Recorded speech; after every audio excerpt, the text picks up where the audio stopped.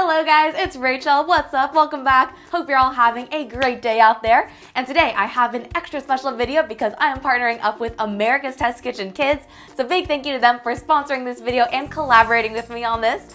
But today we are making some DIY rainbow sprinkles. You guys know I love making my own sprinkles. I think it just really adds your own personal touch to it. And this comes from the brand new America's Test Kitchen Kids website. I am such a big fan of America's Test Kitchen to start with. They have an amazing TV show and they have a cookbook as well that I use all the time. I really love their approach to cooking and baking. It's really cool because they get into kind of like the science of food. So if you want to know how to make, let's say, the best brownies ever, they'll do a bunch of different experiments. They'll try like butter, oil, different cooking techniques, basically a whole bunch of different iterations of the same recipe to get the best one possible, which I think is so cool. But this September they are launching America's Test Kitchen Kids, which includes a line of cookbooks along with a brand new website.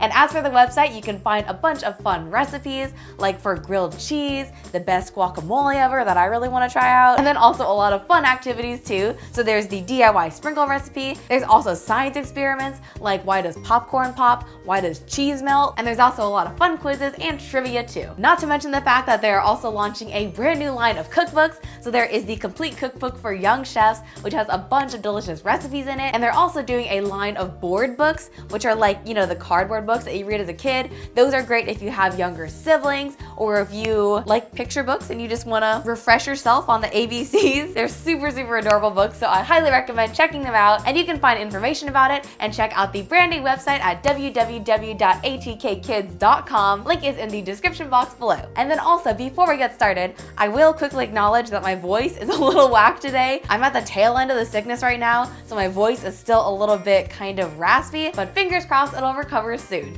Anyways though, I think that's enough talking from me for now, so without further ado, let's hop right into it. To start off, the recipe is really simple. You just need a cup of powdered sugar along with 4 teaspoons of milk. Add in a 1/4 teaspoon of vanilla extract, but really you could do whatever flavoring you'd like to. You could do peppermint, orange, lemon, whatever is your favorite. And then you'll also want to add in a pinch of salt just to balance out the flavors a bit. Then grab yourself a rubber spatula and just mix that all through just until it's nice and smooth. If the icing is too thick, just add in some more milk, about a 1/4 teaspoon at a time, just until it's the right consistency. Once you have that ready to go, you'll want to divide it between 3 separate bowls, so I'm leaving a 1/3 in the original bowl as well. And then it's time to add in our colors. This is the fun part. I'm going to use some gel food color here. Gel works a lot better than liquid, especially in this case, just because if you add in more liquid, it's going to dilute the icing too much and it won't hold its shape. So just make sure you use gel. And as you can see, I made yellow and pink.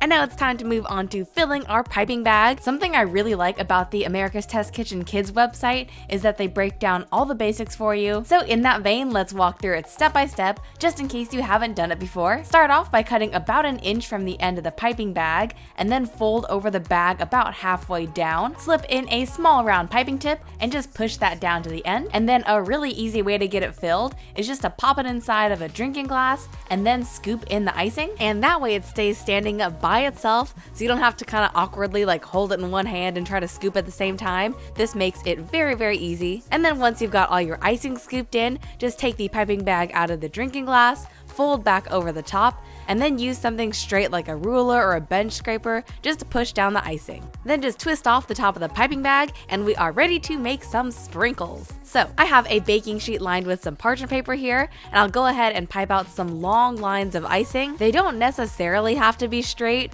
which is good because I can't pipe perfectly straight lines this long. And the reason is because we're breaking these into small pieces anyways, so it doesn't really matter if the whole long line isn't straight. You just kind of want it generally in a straight line. And then once you've piped out all of your white icing, just use a bench scraper to push down the rest of the icing. And this is where our ombre effect comes in. Super cool because then you don't have to change a bunch of different piping bags, you just use one for the whole thing. But now we're just going to add in our yellow icing to the piping bag and just push that down. And you'll notice that we are working in order from lightest to darkest colors. So we're doing white and then yellow and then pink. But now let us continue piping out some more lines, and you'll see it turn from a pale yellow to a really nice bright yellow, which gives you a nice variety of colors in your sprinkle mix. And if you're a fan of the ombre and the color mixing, this is the really cool part. Once you finish piping out the yellow icing, just push down the remaining icing with a bench scraper and then add in the pink. And now when you start piping it out, you'll notice you'll get orange at first, which is really cool.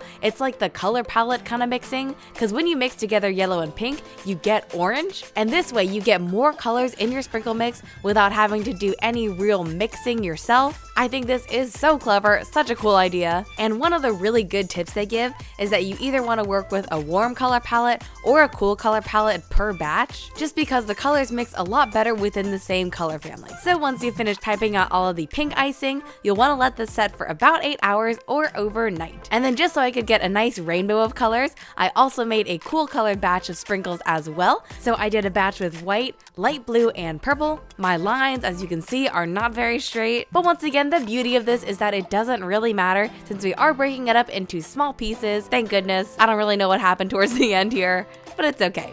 Let that set for 8 hours or overnight.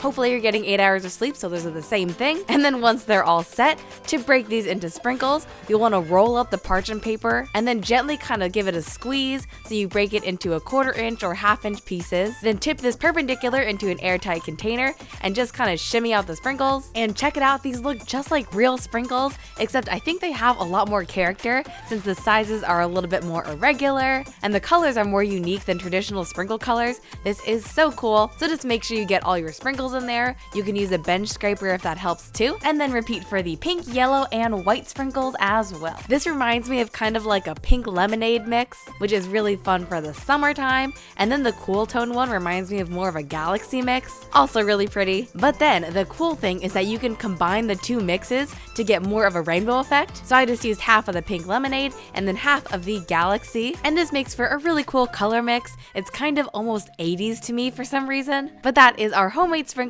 Feel free to use these for whatever baking projects you would like to. I mixed these into some of my favorite cake batter to make some donuts. Recipe for this is over on the blog post, but I just mixed in the sprinkles, popped that into my electric donut maker, and then I went ahead and glazed the donuts with a very simple powdered sugar icing. And the sprinkles were the perfect complement to these. I did some where I just sprinkled some randomly over the surface. I did some with a full cover of sprinkles, which I think is a really cool look. It looks kind of fluffy and piñata-like to me, and that's basically all there is to it. There are so many different things you can do with sprinkles, and I think this is such a fun idea to make your own, so you can do whatever colors you'd like to, you can do whatever flavors you'd like to, and they taste so much better than regular sprinkles too. They're a lot lighter, they're more delicate, and they've got a nice light vanilla flavor too. Overall, such a fun project, and I hope you guys give it a try. And now that our sprinkles are finished, let's hop into the outro.